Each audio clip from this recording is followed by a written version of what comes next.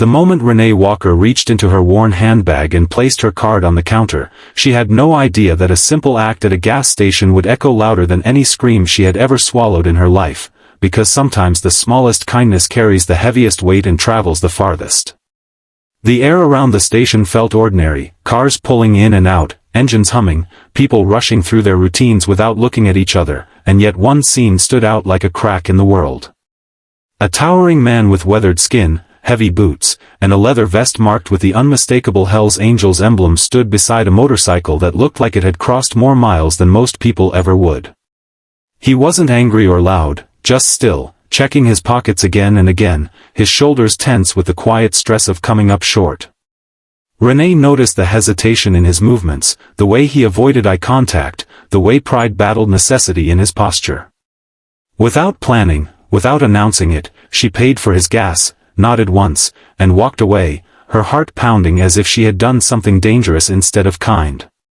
And if you believe that kindness still matters, that second chances can change lives, take a moment right now to like this video, share it, subscribe to the channel, and comment where you're watching from, because stories like this belong to all of us who still believe humanity can surprise us.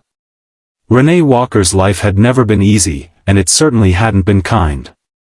She lived in a modest home on the edge of town, paint peeling, roof complaining with every change of weather, memories heavier than the furniture inside. She worked long hours as a caregiver, lifting others when her own body ached, listening to stories of lives lived fully while her own dreams sat quietly on the shelf.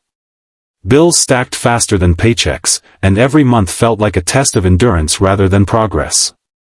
Being a black woman in a world that often saw her as invisible or suspicious meant she carried herself carefully, measuring every move, every word, every glance. She had learned to expect judgment before understanding, fear before trust. That was why even she was surprised by her own decision at the gas station. She didn't do it to be brave or to prove a point. She did it because she recognized the look of someone standing at the edge of embarrassment, and she knew what it felt like to need help but not know how to ask. After that moment, she went on with her day, pushing carts, folding laundry, counting hours, unaware that her quiet kindness had been seen, remembered, and carried far beyond that single stop. The next day unfolded like any other until the low, steady rumble began to roll down her street. It wasn't sudden or chaotic, but deliberate, powerful, like a distant storm choosing its direction. Renee stood by her front window, heart tightening as motorcycle after motorcycle appeared, chrome flashing, engines vibrating the ground beneath her feet. Dozens of bikers lined the street, leather vests, patched backs, faces worn by wind and time. Neighbors peeked through curtains, fear traveling faster than understanding, whispers filling the air before facts could catch up. Renee felt her chest tighten, memories of every warning she had ever heard about men like these colliding with the reality unfolding outside her door. She considered staying inside, letting the moment pass, but something steadier rose within her, the same instinct that had guided her hand at the gas station. She opened the door, standing small against the wall of machines and men, her heart pounding but her posture steady. The man from the station stepped forward, his presence calm, his expression sincere, and though no words were exchanged in that moment, the message was clear. He hadn't forgotten. He had come back, not alone, but with witnesses, with gratitude amplified by numbers, with respect that demanded to be seen. What followed wasn't loud or dramatic in the way people might expect. There were no threats, no displays of force. Instead, there was an overwhelming sense of acknowledgement. The bikers stood there as a collective, not to intimidate, but to honor a woman who had treated one of their own with dignity when she didn't have to. Renee learned, through gestures and presence, that the man she had helped was named Michael Turner, a veteran rider who had faced more judgment than mercy in his life. Her small act had reached him at a moment when he was questioning his worth beyond his patch, beyond the stories people told about men like him.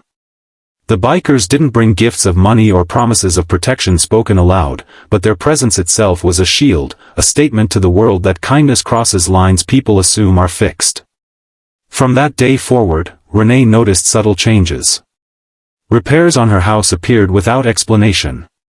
Her car ran smoother after unexplained tune-ups. Neighbors who once avoided her now greeted her with warmth, having witnessed something that challenged their fears. Renee herself changed the most, standing taller, believing a little more deeply that her compassion wasn't weakness, but strength. As time passed, the story traveled beyond the street, beyond the town, becoming a reminder that humanity is layered, complex, and often misunderstood. Renee never sought attention, never told the story loudly, but it found its way into hearts because it was real. It spoke to the truth that kindness given without expectation returns in ways we can't predict. And if this story touched your heart, if it reminded you that one small act can ripple into something powerful, please like this video, share it, and let others feel this message too. Before this story ends, take a moment to comment below and share what this moment meant to you or how kindness has changed your life, because your words matter more than you know. Renee Walker's door closed that day not on fear, but on a renewed belief that even in a divided world, compassion still has the power to gather people together and remind us who we are.